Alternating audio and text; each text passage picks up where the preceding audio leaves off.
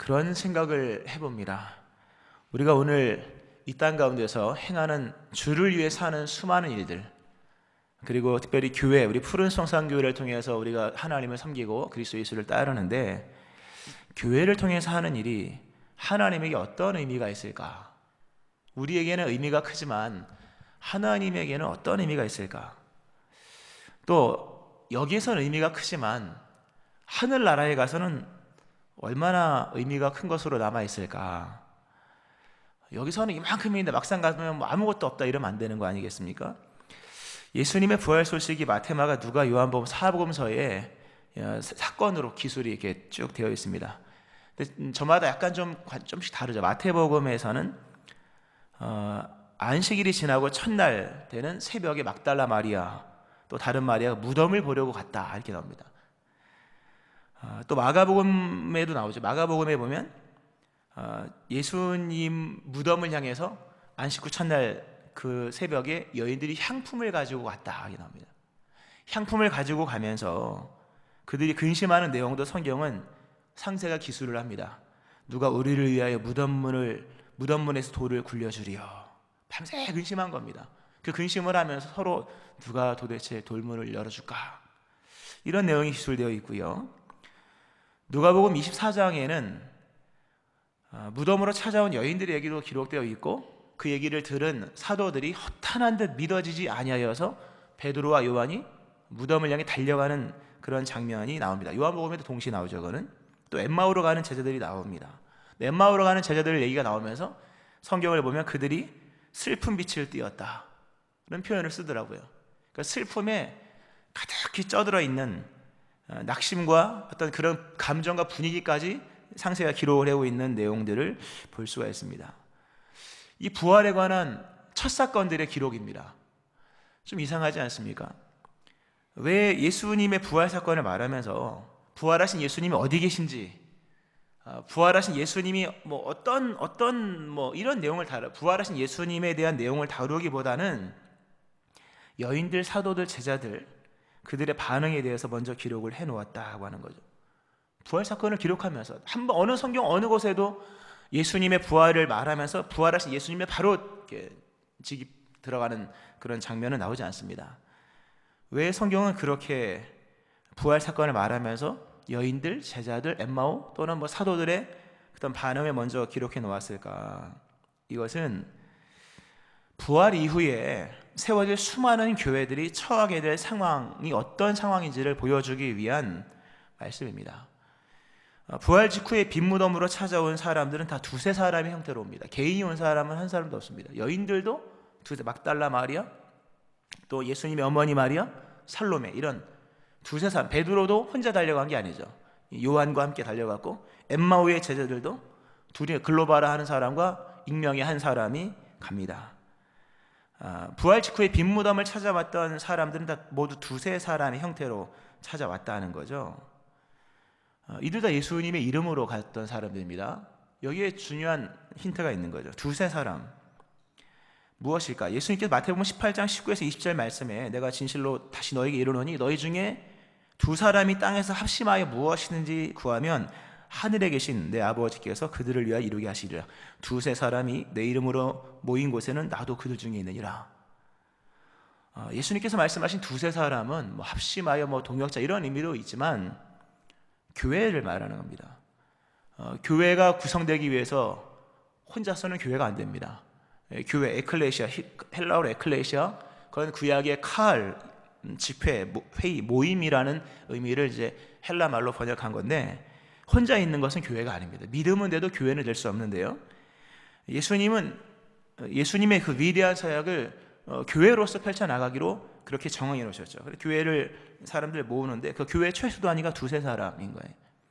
그러니까 부활 이후에 빈 무덤을 찾아왔던 사람들이 두세 사람으로 왔다고 하는 것은 그들이 그냥 두세 사람이라는 의미가 아니라 교회들을 상징한다고 하는 겁니다. 두세 사람으로 시작되는 거거든요. 모든 교회는 다. 근데 그 모든 이 교회로 상징되어진 그 두세 사람의 등장은 하나같이 부활을 믿지 못한 채 무덤을 보려고 왔고, 향품을 가지고 왔고, 돌무덤을 누가 굴려줄까? 또는 허탄한 듯이 믿어지지 않아서 달려간 것은 부활하신 예수님께 달려간 것이 아니라 무덤을 보러 달려갔던 이런 모습들은 단순히 한 개인의 불신앙을 얘기하는 게 아닙니다. 두세 사람으로 모인 그리스도 예수의 교회들이 처하게 될 수 있는 또는 범하게 될 수 있는 그 신앙의 실태를 보여주고 있는 겁니다. 부활 승천 이후에 세워질 교회들이 자칫 범하게 될 불신앙이 무엇인지, 불신앙의 모습이 무엇인지, 또는 교회들이 겪게 될 신앙 현실이 무엇인지를 아주 적나라하게 보여주는 겁니다. 또는 교회가 빠질 수 있는 유혹이 무엇인가를 보여주는 거죠. 그들 모두는 다 하나같이 부활을 넘지 못한 겁니다. 부활을 넘지 못한 교회의 모습을 그들이 보여주고 있는 거죠. 그러니까 결국 그들이 행한 일들은 다 쓸데없는 일들이었습니다. 향품을 준비했다 그러죠. 그거 성경 향품을 사서 갔다. 그 비싼 향품을. 요만한 병 하나가 300데나리온이라는 건 우리는 성경에 알고 있지 않습니까? 이 여인들이 지극정성 사서 구입한 향품도 아마 꽤나 비쌌을 겁니다. 그 가난한 여인들, 없는 여인들이 그렇게 비싼 돈을 들여서 구입한 향품이 아무 의미가 없었다. 그 향품 어떻게 쓰여졌을까? 성경은 기록되어 있지 않죠. 또한 그들의 고민, 누가 우리를 위해 돌문을 굴려줄까? 밤새도록 머리 싸매서 고민하고 방법을 모색했지만 나오지 않았죠. 다 쓸데없는 고민이었다는 거죠. 베드로의 달려갔던 열심도 의미가 없었고요. 모든 것은 다 무의미했다는 거죠. 이유는 한 가지, 부활을 믿지 못했기 때문에. 우리 교회가 고민하고 행하는 모든 사역이 과연 죽음 이후에 어떤 의미가 있을까? 우리 교회가 주의 이름으로 사용하는 모든 그 재정들, 막대한 재정들, 과연 천국에 얼마나 얹혀져 있을까? 부활을 믿지 못하고 행하는 모든 교회 일들은 다 두세 사람으로 등장했던 이 빈무덤을 찾아갔던 이 여인들 또는 사도들, 제자들의 모습과 별 차이 없다고 하는 거죠. 오늘 우리의 신앙의 문제가 무엇일까? 또는 교회의 문제가 뭘까? 우리는 다 교회고 우리는 모두 신앙인이니까 오늘 이 시대의 문제, 우리의 문제는 세속화일까?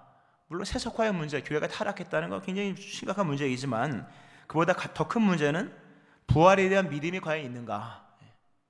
부활에 대한 믿음이 있는가? 공동체적으로 부활에 관한 믿음이 있는가? 부활 직후에 일어난 문제는 세속화의 문제가 아닙니다. 부활 직후의 문제 아직 사람이 늘어난 것도 아니요, 돈이 들어온 것도 아니요, 그런 거잖아요. 가장 최초에 등장한 문제는 세속화, 그건 교회가 부흥했을 때의 얘기고요. 가장 먼저 등장한 문제는 부활을 믿지 못했다. 부활을 믿지 못한 불신앙, 그것이 교회의 가장 큰 문제라는 거죠. 오늘 우리 교회의 문제가 있다면 무엇일까? 주님 보실 때, 한국의 교회들을 볼 때 가장 큰 문제는 무엇일까? 과연 부활을 믿고 있는가에 대한 질문 앞에서의 문제입니다.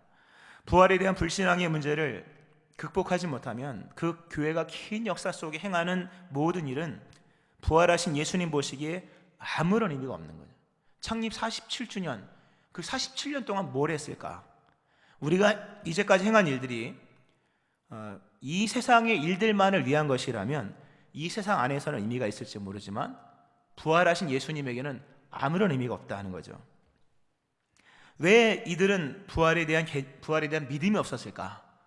왜 교회 공동체 두세 사람으로 등장했던 몇 개가 등장하잖아요. 몇 개의 교회가 등장한 거예요. 성경상으로 보면. 왜 그 교회들은 왜 부활에 대한 불신앙의 문제를 해결할 수 없었을까? 여인들이 빈무덤에 왔을 때 천사가 말을 해요. 어찌하여 살아있는 자를 죽은 자 가운데서 찾느냐? 여러분, 왜 여인들은 예수님을 죽은 자 가운데 찾았을까요? 이유는 한 가지예요. 개념이 없었기 때문이에요. 부활 개념이 없었다는 거죠. 부활에 대한 개념이 없으니까 살아있는 자를 죽은 자 가운데서 찾는 거죠. 엠마오로 가는 제자들이 예수님과 동행을 합니다. 오늘 본문과 연결되는 본문이죠. 근데 그들 역시 눈이 가려져서 곁에 계신 예수님을 못 알아봅니다. 심지어 예수님과 함께 얘기를 많이 함에도 알아보지 못합니다. 듣지도 못하고. 이유는 한 가지, 부활 개념이 없었기 때문에. 죽었다가 다시 살아나신다는 개념이 없는 사람에게는요, 살아나신 분이 옆에 있어도 예수님이 보이질 않는 것이라는 거죠. 믿음은 들음이요, 들음은 말씀인데 말씀이고 뭐냐? 말씀 개념이에요. 오늘 우리 안에 있어야 될 가장 먼저 살아나야 될 개념은 부활 개념입니다. 예수님께서 여인들 또는 제자들, 특별히 본문 엠마오로 가는 제자들 또는 모여있는 이 사도들, 11제자들 모여서 예수님께서 행하신 것은 부활의 개념으로 그들의 눈을 여시고 부활의 개념으로 그들의 마음을 깨닫게 하신 것이었다. 성경에 나오죠. 또 이르시되 내가 너희와 함께 있을 때 말한 그 모세와 율법과 선지자의 글과 시편의 나를 가리켜 기록된 모든 것이 이루어져야 한 말이 바로 이것이다. 바로 이 개념이다. 부활이다. 라고 말씀하시며 이에 그들의 마음을 열어 성경을 깨닫게 하셨다. 예수님은 성경 전체를 부활 개념 안에서 다 해석을 합니다. 제자들이 이미 알고 있던 성경, 그러나 그 성경이 부활에 대한 믿음으로 이어지지 못한 원인, 부활에 대한 개념이 없었기 때문에 예수님께서 눈을 열고 마음을 열으십니다. 부활의 개념으로. 부활의 개념이 그들에게 싹 들어갔을 때 그들의 눈이 비로소 밝아졌다. 그들의 마음에 깨달음이 왔다는 거죠. 하나님의 나라가 임한 거예요. 부활의 개념이 들어가면 눈이 열립니다. 부활의 개념이 들어가면 마음에 하나님의 나라가 임하는 거죠. 예수님께서 제자들에게 행하신 가장 큰 부활 이후에 행하신 가장 큰 선물은 그들에게 부활의 개념을 심어주신 일이다라고 하는 거죠. 이 부활에 대해서 우리는 진지한 고민을 좀 해야 됩니다. 예수님 부활하셨다. 그거 다 알죠. 그거 누가 모르겠습니까? 그러나 과연 믿느냐라고 하는 거죠. 행함을 유발하는 믿음, 삶에 유익을 주는 믿음으로서 역사하느냐. 역사하는 믿음만이 유익인 거잖아요. 우리는 부활에 대한 믿음을 좀 진지하게 생각을 해야 됩니다. 이 성경 66권이 기록된 목적이 뭡니까? 요한복음에서 말씀하신 너희로 믿게 하려 함이라. 이 성경 모든 것은 지식을 위한 것이 아니라 믿게 하려 함이고 믿어서 가장 큰 유익, 생명을 얻게 하려 함이라. 이 믿게 하려 함이라 요한복음 6번 나오고요. 가장 긴 설명으로 오직 이것을 기록하면 너희로 예수님께서 하나님의 아들 그리스도이심을 믿게 하려 함이요 또 너희로 믿고 그 이름을 힘입어 생명을 얻게 하려 함이라. 믿어야 되는 거죠. 결국 뭘 믿느냐? 그러니까 이제 믿는 것인데 무엇을 통해 믿느냐? 성경을 좀 이렇게 쭉 보면요, 우리로 믿음을 갖게 하기 위한 내용이 성경에 기술이 많이 되어 있잖아요. 예수님 병 고친 것, 무리를 걷고 오병이어 기적들 행한 것, 수많은 내용들이 기록되어 있는데 특이한 점은 예수님께서 십자가에 달려 죽으시기 전까지는 예수님이 병자 고치고 또 풍요 기사 5천 명을 먹이는 이런 기적들, 이런 기적들이 많이 기록되어 있습니다만 부활하신 이후 40일간 땅에 계시면서 행하신 내용에는 기적이 기록되어 있지 않습니다. 베드로 153마리 고기 잡은 거 하나 이외에는 병자 고쳤다 이런 내용이 일체 기술되지 않아요. 기록을 안 한 건지 아니면 예수님이 행사를 안 하신 건지 알 수 없으나 성경은 굉장히 자제하는 모습으로 오직 부활 사건만 기록하고 있다는 거죠. 예수님도 친히 말씀하셨죠. 내가 너에게 보일 표적은 요나의 표적밖에 없다. 부활이 일어나고 난 이후 더 이상의 기적은 필요가 없는 거예요. 실상은요. 여러분, 부활이 있는데 병자가 죽었다. 그러나 믿음이 있었다. 그건 위대한 승리인 거예요. 부활 이후에 성경은 부활 사건 이후에 다른 내용을 기술을 하지 않아요. 왜냐하면 가장 위대한 기적은 부활이기에 우리가 믿어야 될 믿음의 토대, 믿음에 흔들리지 않는 견고한 바위는 병자가 나왔다, 부자가 됐다, 가난한 자가 됐다, 어떻게든 무리를 물론 그것도 되겠지만 그건 안 되면 어떡할 겁니까, 여러분? 모든 사람에게 동일하게 적용되는 것은 나았다, 부자가 됐다 이런 얘기가 아닌 거죠. 물론 그건 필요하고 때에 따라 주시는 것이고 언제나 넉넉하게 채우신 하나님의 공급이 있는 것이지만 영원히 흔들리지 않은 하나님의 나라에 대한 견고한 믿음은 부활로서만 가능한 거예요. 그 성경은 부활 이후에 예수님의 기적을 기록하지 않습니다. 대신에 말씀드린 것처럼 부활 이후에 어떤 부활을 믿는 사람들이 어떻게 삶을 살았는지 기적 같은 삶을 살았다는 얘기를 또 나와 있죠. 물론 사도행전에서는 제자들이 병자를 고치고 죽은 자를 살 이런 내용이 나와요. 그러나 성경을 유심히 보세요. 제자들의 믿음은 병자를 고친 걸로 좋아지는 게 아닙니다. 제자들의 믿음은 5천 명이 와서 믿음이 좋아진 게 아닌 거예요. 이미 그들의 믿음의 결론은 예수님이 부활하셨다는 것을 목격한 그 하나의 사건 속에서 믿음은 충만해진 거예요. 그 사실과 성령이 임하심으로 인하여 믿음은 거기서 충만해진 거지 병자가 고침받아 믿음이 더 좋아졌다 그런 얘기가 아니었다는 거죠. 물론 기적도 일어났지만 제자들의 믿음은 부활로서 이미 확실해졌고 성령 강림으로 충만하게 되었다는 거죠. 성경이 기록된 목적은 믿고 생명 얻고 생명 얻을 뿐만 아니라 풍성한 삶을 누리게 하시기 위함인데, 그 모든 믿음의 어떤 그런 기록의 내용은 부활로서 종결되었다는 거죠. 그러니까 부활을 못 믿으면 믿음은 성립이 될 수 없다는 거죠. 부활 중심의 신앙, 이것이 진정한 믿음이에요. 여기서만 죽음 이후의 상급으로 남을 일들을 할 수 있는 거예요. 이 부활 중심의 신앙 안에서만 교회는 하나님 나라에 갔을 때 칭찬받는 교회로 세워지게 되는 거죠. 그러니까 부활 중심성이란, 부활 중심으로 나가는 거죠. 근데 이 부활 중심의 신앙을 말하면서 빼놓을 수 없는 게 있습니다. 그럼 부활 신앙을 어떻게 하면 우리가 얻을 수 있을까? 빼놓을 수 없는 것, 이 계시성이라고 할까요? 뭐 명료하신 계시성, 예수 그리스도 나타나심이에요. 부활을 목격한 사람들은 다 믿음의 사람이 되었습니다. 그리고 정확히 표현하면 부활을 목격한 사람을 통해서만 교회는 세워집니다. 부활을 믿는 사람만 교회예요. 근데 어떻게 그들이 부활을 믿는 사람이 되었을까? 오늘 설교 제목을 제가 증인들로 잡았는데요, 처음에는 목격자로 잡았었습니다. 목격자, 무슨 드라마의 제목 같기도 하고요. 목격자가 증인이 되는 건데, 또 증인이 역사를 펼쳐가는 것인데, 다 목격한 사람들이에요. 근데 그들이 목격자가 될 수 있었던 것은 스스로 목격함이 아니라 예수님이 그들에게 나타나셨기 때문이다. 성경은 언제나 얘기하면 믿음의 주인은 너희가 아니라 나다. 우리에게 있는 믿음, 우리가 자랑할 것이 없으면 행위에서 나지 않은 것일 뿐만 아니라 믿음의 출발 역시 내가 본 게 아니기 때문입니다. 오늘 35절 말씀에 엠마오로 가던 두 제자, 두 사람도 길에서 된 일과 예수께서 떡을 떼심으로 자기들에게 알려지신 것을 말하더라.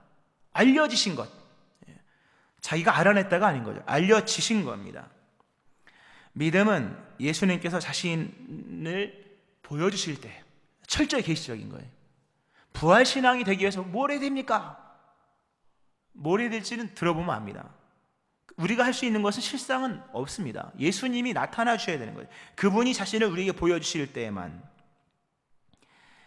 빈무덤이라는 것을 확인한 그 사실도, 또는 천사의 말도, 어찌하여 산자가 죽은 자가 그 말도, 또는 동료의 열띤 증언들도, 또는 말씀에 대한 반복적 회상도 부활에 대한 믿음으로 연결되진 않았다는 거예요. 빈무덤을 보고 여러분 믿음이 생긴 겁니까? 도마가 그 10명의 동료들이 예수님 나타났다, 백날이 아니라 7일 동안 얘기했지만 그것도 믿음으로 연결되지 않았다는 거죠. 엠마오로 가는 제자들이 말씀을 몰랐었습니까? 말씀에 대한 회상도 믿음으로, 부활의 믿음으로 이어지지 않은 거예요. 믿음은 오직 부활하신 예수님이 나타나실 때에만, 그때 빈무덤도 이해가 되고, 그때 말씀도 이해가 되고, 그때 동료의 얘기도 다 이해가 되는 거죠. 두세 사람이 모여도 문제는 해결되지 않았고 500여 명이 모여도 문제는 해결되지 않았습니다.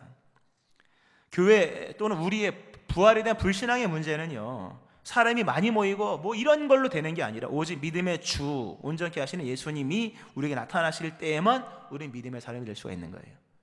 교회가 어떻게 믿음 좋은 교회가 될 수 있을까? 여러 가지 할 수 있지만 예수님이 안 나타나면요, 빈무덤 보는 것에 불과하는 거예요. 그거는 믿음으로 연결되지 않아요. 믿음은 오직 예수님을 볼 때만 가능한 거예요. 여러 기적을 요구하지만 기적 갖고 믿음이 생겨지는 것이 아니라는 걸 알고 있지 않습니까? 예수님이 나타나셔야 돼요. 계시성인 거예요. 근데 예수님 언제 나타나시냐? 이거는 연결시키면 그리스도 중심성인 거예요. 그리스도 중심적으로 나갈 때예요. 오늘 예수님이 결국 나타나서 믿음의 사람이 되잖아요. 엠마오로 가던 제자도 모이고, 그 의심 많았던 10명, 11명의 사도들도, 제자들도 모이고, 여인들도 모여서 그 목격한 자들이 모여서 결국 교회가 성립이 된 거거든요. 그들이 믿음을 갖게 된 것은 예수님이 보여주셨기 때문입니다. 예수님이 보여주신 장면을 좀 설명하겠습니다. 여기서 우리가 뭘 해야 될지에 대한 내용이 나오는 겁니다. 엠마오로 가는 제자들, 예수님이 나타나서 알아보게 하십니다. 그런데 성경을 이렇게 보면요, 길에서 말씀을 풀어주실 때 우리 마음이 뜨거웠다. 너무 중요한 말씀이죠. 그거는 길에서 말씀을 풀어주실 때 우리의 마음이 뜨겁지 아니하더니, 말씀은 풀어져야 뜨거워지는 건데, 또 그런 거면 날이 저물었을 때 이제 집에 들어가잖아요. 근데 특이한 것은 집에 들어서 떡을 떼는데 그 집주인이 떡을 떼는 것이 아니라 예수님이 떡을 떼십니다. 떡을 떼실 때 그들의 눈이 밝아졌다, 이렇게 나옵니다. 낯선 길손이었던 예수님께서 그 작은 집단의 선생님이 되셨을 때, 그 작은 집단 말씀을 가르치실 때 선생님이 됐다는 얘기죠. 또 본래 그 집안 하여튼 누구네 집인지 알 수 없으나 본래 그 두 사람의 손님에 불과했던 예수님이 이제는 그 집의 가장으로서, 또 손님을 모시는 주인의 역할을 담당함으로써 거기서 예수님은 자신을 나타내셨다는 거죠. 예수님이 우리에게 나타나실 때는요, 사이드에서 나타나지 않으십니다. 오늘 연결되는 본문에도 예수님께서 친히 그들 가운데 서서 이르시되 너에게 평강이 있을지어다. 예수님은 무대 저 구석에 나타나는 분이 아닙니다. 예수님은 언제나 선생으로서 나타나시고, 언제나 그 집의 주인 또는 그 집의 가장으로서 나타나십니다. 언제나 그 공동체 가운데 서서 계신 분으로 나타나시는 거예요. 그리스도 예수의 부활을 목격한 사람들은 다 그리스도 예수를 중심에서 만나는 거예요. 왜 나는 예수님 못 만날까? 예수님이 안 나타나실까? 이유는 한 가지예요. 예수님을 위한 무대를 만들어 드리지 않았기 때문이에요. 그리스도 중심성이 확립이 되지 않았기 때문입니다. 예수님을 저 곁에 있는 누군가처럼 여기면 예수님은 역사를 하지 않으십니다. 예수를 믿는다고 하는 것은 그리스도 중심성인 거예요. 오직 그리스도 중심성 안에서만 예수님은 자신을 부활의 주님으로 계시해 주시는 거예요. 그리할 때만 우리는 믿음의 사람이 되는 거예요. 그 믿음의 사람만이 부활을 믿는 믿음 안에서 말씀드린 것처럼 앞에 말씀 소급돼서 천국에서도 의미 있는 삶을 살고 주님 앞에 의미 있는 인생이 되어진다고 하는 거죠. 그리스도 예수를 중심에 모시기를 축원합니다. 항상 예수님은 중심에 계셔야 돼요. 그분이 중심에서 역사하실 때 마음이 뜨거워지는 것이요, 눈이 밝아지는 것이요, 우리의 신앙이 새롭게 거듭난다고 하는 거죠. 여기서 중요한 점이 하나 또 있습니다. 예수님이 자신을 나타내신 방법입니다. 조금 전에 위치를 얘기했습니다. 예수님이 낯선 손님이 아니라 선생으로서, 그 집의 손님이 아니라 손님을 대접하는 주인의 역할로서 위치를 중심에 둬야 된다. 이번엔 예수님이 자신을 나타내시는 어떤 방편을 보겠습니다. 이 성경을 유심히 보면요, 다 유심히 보십니다만 예수님 특히 누가복음에서는 굉장히 중요한 얘기를 합니다. 부활하신 예수님께서 자신을 제자들에게 나타내실 때 사용하신 은혜의 방편을 지정하듯이 강조합니다. 예수님이 그럼 어떻게 나타나시냐, 어떻게 나타나신지를 대충은 알아야 그분인 줄 알 거 아니겠습니까? 그것을 성경은 지정해 놓듯이 설명을 합니다. 두 가지입니다. 하나는 말씀이에요. 엠마오로 가는 제자들이 예수님 만났습니다. 첫 번째, 마음이 뜨거워진 이 슬픈 기색이 역력했던 그들의 마음이 부활되는 거잖아요. 뜨거워짐으로. 언제 그런 일이 일어났습니까? 말씀을 풀어주실 때. 여인들에게 천사가 말하죠. 어떻게 무슨 말씀을 하셨는지 생각해보라. 인자가 죽은 3일만 고난을 받고 죽은 자가 3일 만에 부활하리라 라는 말씀을 얘기하시고, 오늘 예수님도 44절에서 제자들에게 가운데 서서 말씀하시기를 말씀으로서 그들을 이해시킵니다. 성경을 읽어야 돼요. 그리고 읽는 것만으로 안 됩니다. 들어야 됩니다. 왜 믿음이 들음일까요, 여러분? 읽는 것만으로는 안 되는 겁니다, 여러분. 설교 말씀이 왜 중요합니까? 왜 개신교를 말씀의 신학이라고 말씀의 종교라고 얘기합니까? 믿음은 들으면서 하는 거예요. 내가 알 수 없는 말씀을 하나님이 들려주시는 거예요. 설교는 굉장히 중요한 거죠. 이 말씀을 통해서도 예수님은 여러분 이건 예수님이 지정하신 방편인 거예요. 말씀 잘 듣기를 주의 이름으로 축원합니다. 여기서 마음이 뜨거워지고 여기서 주님을 만나는 거죠. 예수님 만나는 방편 말씀이에요. 기록된 말씀을 읽고 묵상하고 무엇보다 설교 말씀을 잘 듣는 겁니다. 또 하나, 예수님이 자신을 나타내신 방편은 떡을 떼심입니다. 그들과 함께 음식을 잡수실 때 떡을 가지고 축사하시고 떼어 그들에게 주시니 그들은 이 밝아져 그인 줄 알아봤다라는 말씀이 오늘 말씀 바로 이 부분에 나옵니다. 떡을 떼셨다. 떡을 떼셨다는 의미가 참 중요합니다. 여러분, 사도행전에 보면 사도들의 가르침을 받아 서로 교제하고 떡을 떼며 오로지 기도하기 힘썼다. 떡을 뗐다. 그것은 친교 이상의 의미입니다. 예수님께서 자신을 유월절 양으로 비유하시면서 그 밤에 떡을 떼어 주시죠. 유월절 밤에 양이 죽어서 피가 발리고 그 안에서 양 고기를 먹는 거잖아요. 나는 유월절 양으로 죽어 피가 발릴 것이며 너희는 나를 먹어라. 그러면서 나를 기념하라 하면서 떡과 포도주를 주시는 장면이죠. 예수님을 기념하는 행동입니다. 예수님을 기념할 때 그에게 강림하십니다. 떡을 떼는 것은 떡을 먹었다, 이런 공동 식사했다 이런 얘기가 아닌 거예요. 예수님을 기념했다는 신학적 의미가 있는 겁니다. 예수님을 기억할 뿐만 아니라 오늘의 사건으로 감사하여 기념하는 거예요. 예수님을 기념할 때 예수님은 반드시 그에게 자신을 보이십니다. 예수님을 기념하는 기념이 하이라이트가 뭡니까? 예배인 거예요. 예배 가운데 주님은 언제나 찾아오십니다. 예배를 회복하고 그리스도 중심성으로 나갈 때 그에게 예수님은 부활의 예수님으로 나타나신다는 거죠. 할렐루야. 말씀을 좀 정리를 합니다, 여러분. 부활을 과연 극복했는가? 한 곰곰이 생각해 보세요. 우리 교회는 과연 부활을 극복했는가? 우린 이 세상에서 무엇을 말하는 공동체일까? 세상에 어떤 이야기를 하는 사람들일까? 얘기를 들어보면 오만 얘기 다 나옵니다. 돈을 벌었다. 제발 그런 얘기는 물론 할 수는 있습니다만 그런 얘기가 대표가 된다면 이건 잘못된 얘기입니다. 병이 나왔다. 물론 너무나도 귀한 얘기입니다. 그러나 안 난 사람 어떡할 겁니까, 여러분? 내 아들이 대학에 붙었다. 제발 현수막 걸지 말기를 바랍니다. 떨어진 아들도 있는데 여러분, 세상에 허탄한 얘기를 하면 안 되는 겁니다. 우리의 설득은 누가 어디 들어갔다 붙었다 이런 얘기가 아닌 거죠. 물론 그것도 잘 이렇게 섞어서 녹여서 예수님이 나타내면 좋은 거지만 초대교회에서의 이야기는 하나밖에 없습니다. 주께서 과연 살아나셨다. 복음이 뭐라고 말씀드렸습니까?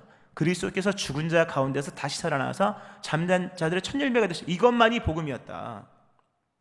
초대교회의 그 공동체로 한번 들어가 봐요. 그 교회의 유일한 간증이 뭐겠습니까? 예수님이 부활하셨다. 그리고 그분이 나에게도 나타나셨다. 당신에게 나타나셨습니까? 나에게도 나타나셨다. 초대교회 공동체의 간증은 한 가지예요. 예수님이 부활하셨다. 예수님이 나타나셨다. 이 간증이 교회 안에서 충만한 거예요. 충만할 뿐만 아니라 그 간증이 저절로 밖으로 넘쳐나는 겁니다. 그 간증이 삶에 적용되는 거죠. 부활의 역사성을 믿고 부활의 신학적 의미를 깨닫고 부활의 승리의 약속을 믿고 행동하는 부활 중심의 연역적인 삶이었다 그랬죠. 부활을 놓고 살아가는 연역적인 삶. 거기서 세상을 변화된 겁니다. 자연스럽게 그 이야기가 흘러가고 자기들끼리만 얘기하기 너무 아까워서 부활을 믿지 못하는 사람들에게도 예수님이 부활하셨다는 것을 외칠 때 주께서 따르는 표적으로 확실히 그 말씀을 증언한 내용들, 병자도 일어나고 귀신도 쫓아나고 무슨 독을 마시도 해를 입지 아니하고 뱀을 집으며 이런 기적들이 일어난 겁니다. 창립 47주년 되는 주일이에요. 어떤 교회가 되어야 될까? 부활 공동체가 되어야 합니다. 부활 그 이후에 하나님 보실 때 칭찬받을 일을 하는 교회가 되어야 됩니다. 초대교회는 모두 부활을 체험한 사람들의 모임이었습니다. 예수님은 부활을 믿는 사람들을 통해서 교회를 세우십니다. 오늘 부활하신 예수님께서 이에 우리 푸른 성산교회의 정체성과 사명을 분명하게 말씀하십니다. 너희는 이 모든 일의 증인이라. 교회는 부활을 목격한 목격자들의 모임입니다. 목격한 것으로 끝나지 않고 본 것을 말하는 자들의 모임이며 들은 것을 전하는 자들의 모임입니다. 본 것을 외면하지 않는 자들의 모임이며 들은 것을 침묵하지 않는 자들의 모임입니다. 보았다는 사실 앞에서 정직하게 행동하는 공동체이며 들은 말씀 앞에서 진실하게 응답하는 공동체, 증인 공동체, 이게 교회입니다. 교회는 부활하신 예수님께서 하신 그 부활 말씀에 부활의 신앙에 기초한 행동을 할 때에만 그 존재 가치가 영원한 의미를 갖고 있는 교회가 되는 것이죠. 오늘 그리스도 예수께서 부활하셨다 말씀하십니다. 이 부활 신앙 안에서 거듭난 부활을 목격한 사람으로서, 그리고 더 이상 침묵하지 말고 교회 안에서, 가정 안에서 세상을 향해 외치는 증인들, 이로써 부활로서 시작된 구원이 땅끝까지 충만하게 이루어지는 것은 증인들이 이루는 거잖아요, 여러분. 이건 굉장히 이건 한 파트입니다. 이건 긴 얘기인데, 부활로서 구원이 시작되었다면 이 땅에서 구원의 완성은 증인들이 땅끝까지 나가서 예수 그리스도의 부활을 전할 때 일어나는 거거든요.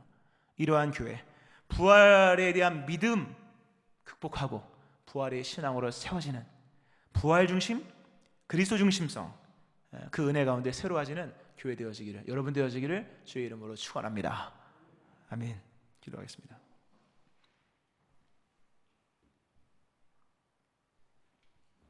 하나님 아버지, 두세 사람의 등장들, 여인들, 엠마오의 제자들, 또는 베드로와 요한, 다 두세 사람으로 모인 교회들의 모습이었음을 말씀하시는 주여, 그들이 부활을 믿지 못하여 빈 무덤을 찾아갔으며 그들이 썼던 막대한 돈은 무의미한 것이 되고 말았으며 그들의 밤새 고민했던 고민들은 허탄한 고민이었으며 달려갔던 열심도 무의미했던 것을 보게 됩니다. 47주년 맞는 교회, 우리가 어떻게 왔는지 돌아보며 이제는 부활 공동체로서 부활하신 주님을 위하여 나아가는 교회가 되게 하시고, 이 땅에서 의미만 있는 것이 아니라 부활하신 주님에게도 의미가 있으며 천국에서 의미가 있는 일을 감당해 나가는 주님의 교회가 되게 하여 주옵소서. 오직 그리스도 중심성으로 나아가는 주님의 교회, 예수님을 중심에 모시고 예수님을 교회 머리로 인정하고 모시며 나가는 주님의 교회, 날마다 부활하신 주님이 나타남으로 부활을 목격한 자의 증인들의 간증이 교회 안에 넘쳐나며 세상을 향한 외침이 담대하게 선포되어지는 주님의 교회 되게 하여 주옵소서. 예수님 이름으로 기도합니다. 아멘.